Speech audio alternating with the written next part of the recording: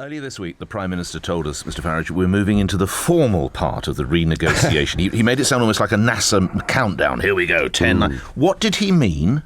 Well, what he meant was that the so-called informal part, which in theory has been going on for the last 6 months, has got almost nowhere. He did, by the way, attempt something slightly more formal in October at a meeting of the heads of government where he was going to put his ideas on the table for the first time. But they were so consumed by the migrant crisis that he only got to speak at the dinner at 1:05 in the morning, and he spoke for a total of 7 minutes, and halfway through it President Hollande from France got up and went out for a pee. So that's how seriously they've been taking the British renegotiation. This is absolutely true, folks. That's how seriously they've been taking it. Now, what he really means by formal is there is a big heads of government meeting on December the 17th in Brussels.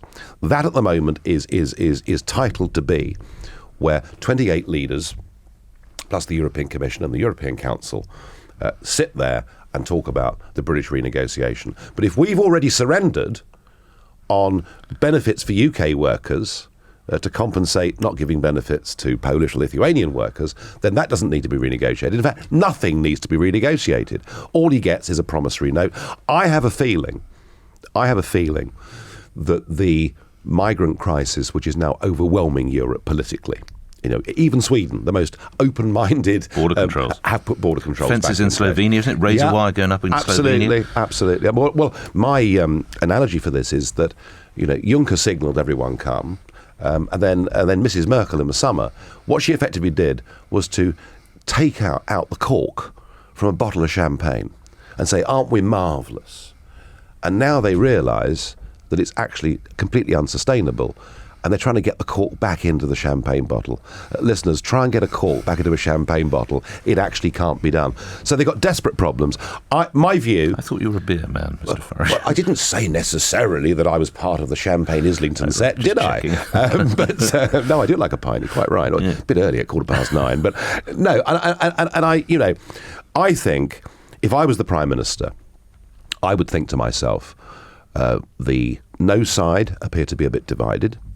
The migrant crisis next summer can only get worse. I'm going to go for this referendum as soon as I possibly can. When? Well, I think it'll happen in the first 6 months of next year. Do you have some intelligence on that? No, absolutely none. No. Just your gut. No, I'm not saying all rush down to the bookies, but I just have a feeling that the Prime Minister has nothing to gain. And is the no campaign ready for a vote that early in the year? Well, there is a slight problem with the Leave campaign, and it's perfectly clear what I'm going to do and what UKIP's going to do, and we're the one party united in terms of where we stand on this issue. There's no high-ranking figure in UKIP saying we should remain. That's pretty clear. Most Labour MPs will say stay, some will say leave. Quite a lot of Tory MPs may say leave. The majority, though, will say remain. The problem is that there has to be an official designated group for both the yes side and the no side. And there are two competing groups on the no side at the moment. And I think what we have to do on my side of this debate is we have to get these two different groups together. I think we need to be absolutely united on this. And lastly, before we go to the next call, had Britain voted last night on this, which way do you think the vote would have gone? Well, it's very interesting. There is actually an opinion poll in today's Daily Mail. It's a piece by Andrew Pearce, and it's the first opinion poll showing the Leave side in the lead by a lead of 6 points. And that was on the back of Cameron's renegotiation not impressing anybody. I think, what I really think is today, looking at this benefits idea that's been put forward, I now begin to think that a lot more people on the left and the centre-left of British politics, who believe in looking after people and the benefit system, realising that actually we're not allowed to have our own benefit system if we're members of the European Union, because increasingly they're dictating to us how benefits work. And I think that when we see opinion polls next week, I suspect that the Leave side will be even further ahead. You didn't frankly have the balls to put country before party.